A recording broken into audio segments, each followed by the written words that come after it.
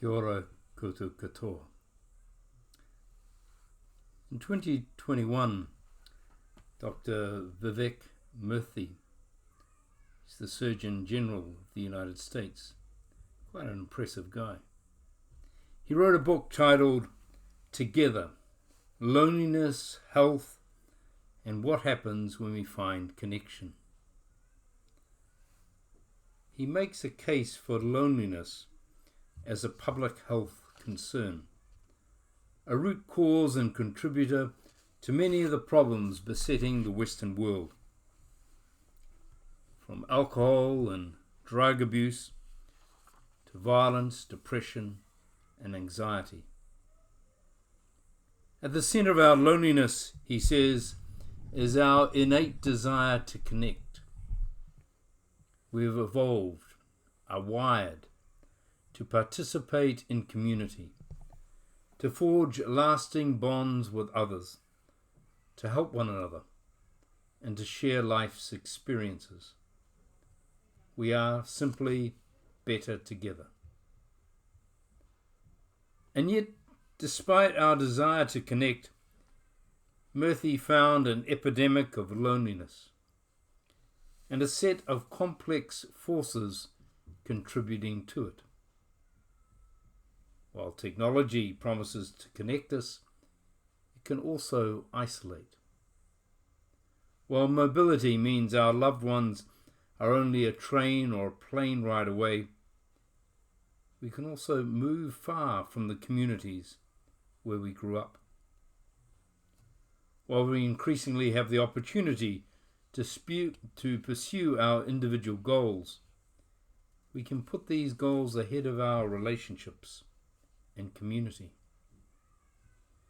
And despite all of the progress we have made in how we talk about mental health, we are still ashamed of being lonely. To simply ask, "Will you be my friend?" takes vulnerability and the courage to overcome the fear of rejection. The good news is that awareness of the causes of loneliness. With that can come creative solutions to help ourselves and those we love to create more connected lives. The biblical text from John 4 today, a crafted fictional encounter, a theological dialogue between Jesus and a Samaritan woman at a well. Most of this dialogue goes over the head of us.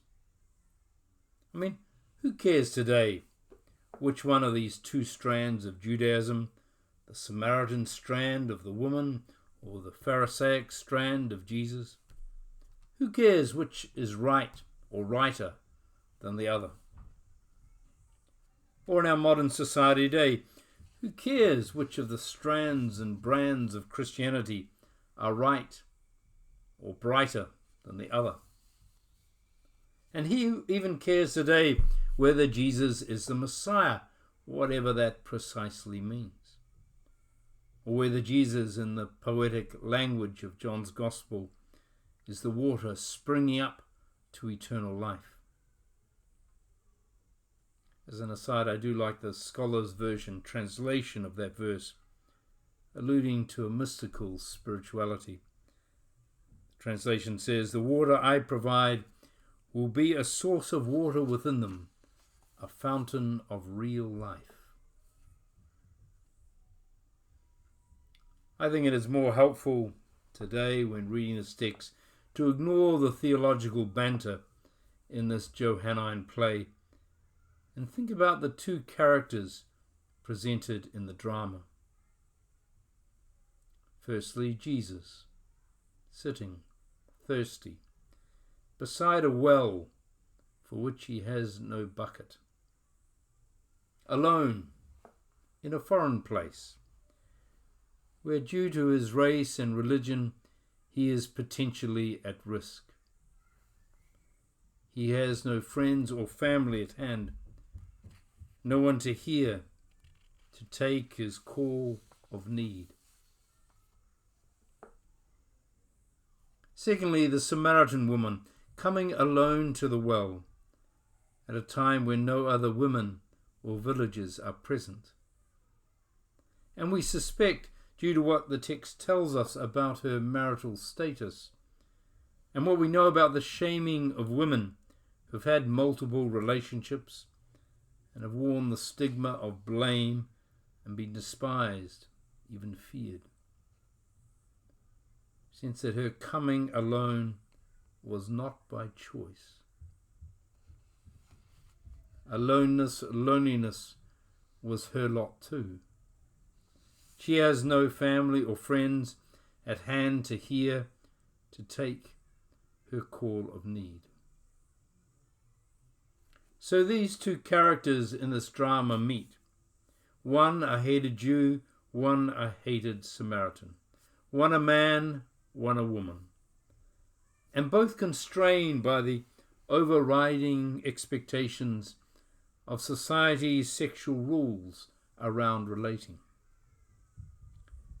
Yet both remarkably willing to breach those constraints, to cross the invisible divide, the invisible yet real boundaries, in order to relate, to talk, connect, and to quench the thirst of loneliness.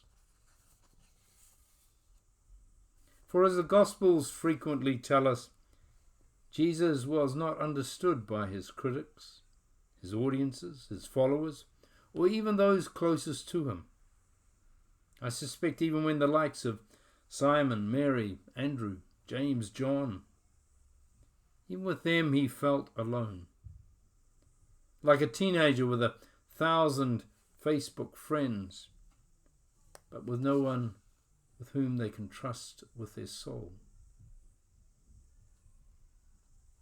Popularity is not a panacea for loneliness, then or now. Did Jesus have a friend to aid in quenching the thirst of his soul? He sat by this well of life and promise, but as the story poignantly states, had no one to share a drink with. Similarly, the Samaritan woman, I suspect, living through multiple marriages and their endings, experiencing life very differently from her childhood peers and small-town contemporaries, often felt isolated, or deliberately was isolated, shunned. She too, I suspect, had a thirst for acceptance, connection, and friendship. She wanted someone to share a drink with. This drama, when stripped of all its religious, theological, and cultural drapery, holds out the alluring possibility that even across the chasms of difference, between men we consider wise and heroic, and women we consider dysfunctional and needy, across religion, racism, sexism, and prejudice, there may be a chance, the hope of a friendship, a connection, to quench the deep thirst of loneliness in a way that is mutual and enduring. Dr. Murthy writes about the good news of finding creative solutions to live more connected lives. And I can't help but think of those nascent Jesus groups in the 1st century CE, meeting in a hired room to break bread together, to socialize, support, listen and care, and remember the wisdom and the courage of kindness towards all. They met to survive the brutality of their lives, the prejudices, the injustices, and the isolation. And I can't help but think that the story of Jesus and the Samaritan woman arose out of the context of those times of breaking bread. A story to encourage us to help quench the thirst of each other's loneliness and to be brave enough to step around or over the conventions or laws keeping races, genders, religions and classes separate, in order to talk with, to draw water for and with each other. And I can't help but think that this is the real purpose of Christianity, of Christian communities today, to break the bread of friendship with each other and to quench the thirst of loneliness.